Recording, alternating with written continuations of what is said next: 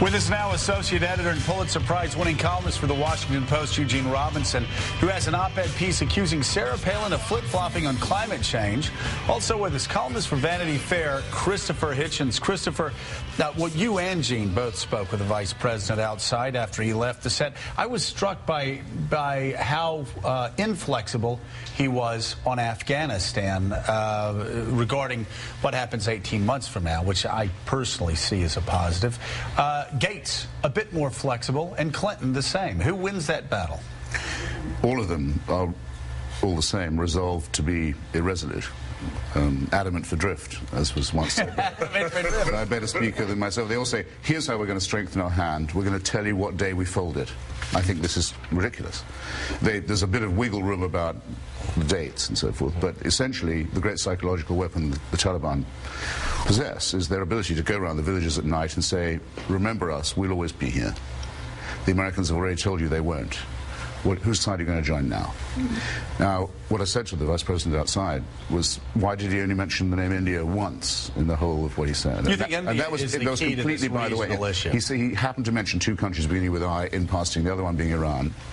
These are actually the two decisive countries geopolitically. They dominate that region. And if we resume doing what this president has stopped doing, which is make a firm strategic alliance with India, as well as the economic and cultural and political one that we should be building, are building anyway, from Silicon Valley through to a number of other things. They have the same enemies as we do. They were supporting the Northern Alliance before we were. They will always be there long after the Taliban have gone. I would say. Gene, Pakistan, one of the most unreliable partners. They feel the same way about us. Completely unreliable, and to put all your eggs in that basket, to say, oh, gee, we're going to go with the Pakistanis, seems to me not a tremendously wise thing to do. The interesting thing was that as we were talking with the vice president, I mean, he understands the importance of India in this whole equation, yet that doesn't get squared with the kind of we don't want to own Afghanistan, we just want to rent it indefinitely idea that seems to be the policy right now. And what is the goal in Afghanistan? What is our goal? I mean, 10 years from now, we could be there, but 10 years and one day from now, the Taliban will still be there. Some sort of stable government, even though there's never been a stable government, that does not play host to al-Qaeda. And it's not necessarily... I don't see how that happens.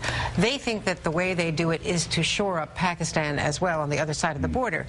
But we see from the reporting today, Jane Perlez in the New York Times, that Pakistan is resisting pressure to go after the Haqqani network, which has been in league with the ISI, the Pakistani security units, and they don't want to go after their brothers either.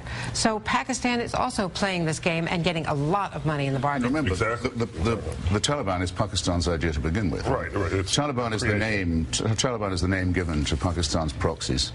In Afghanistan, Pakistan's always wanted a colony across its border to give itself strategic depth. I'm going to go on being a bore about this. With the war, they think they're going to fight with India. That's where they have all their troops. The vice president was saying, they have, just to me just now, they have all their troops on the wrong border. The one with India. That's what they care about. And they care about the India conflict. Do you mind moving your troops where they're not menacing one of our best friends and moving them to attack our worst enemy? They say, no. Not even if you pay us. Yeah.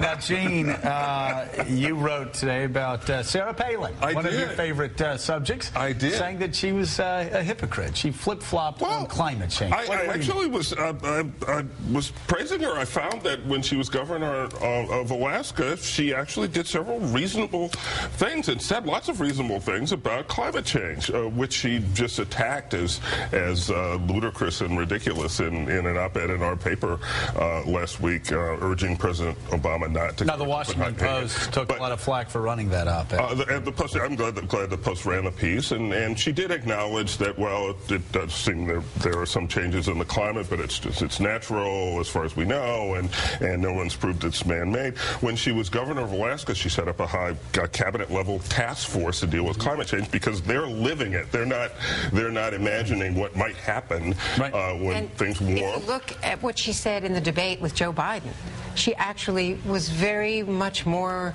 forward-leaning from the point of those who support the Obama initiatives on climate change. Yeah, but look. But that debate is something that she has completely run away from now. I'm saying, don't be too hard on her. I mean, she didn't write that piece, and she probably hasn't even read it. I doubt she could either read or write it.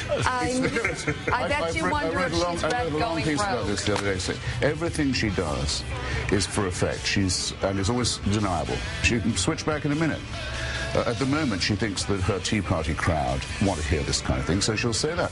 She's been out to say, well, I don't know, but I think the president ought to produce his birth certificate. I'm not saying that it isn't a good question. But then later, because she's got to go to the gridiron dinner in Washington and learn how to use a knife and fork, be taught by Fred Malek. Oh, my God. Hey, She takes it back.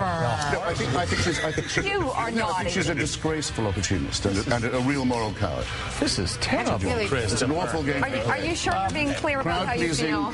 Let's He wouldn't mince words. No, I know. we've got to go, but really quickly, another bomb blast in that about Iraq. the president and his birth certificate was monstrous, and the way that she did her sweet little retreat was even cheaper. Okay. I couldn't decide which was the Are we worst sure thing. we're clear? All right. So that she's doing the same thing on climate change wouldn't surprise me. Same with the Alaska Independence Party, same with turning up at the Pat Buchanan rally. There's always another story. If you don't like the first one, I've got another one for you. Okay, Eugene You Robinson. have in mind. Hitchens. Happy holidays to you. My Coming up next. Merry Christmas.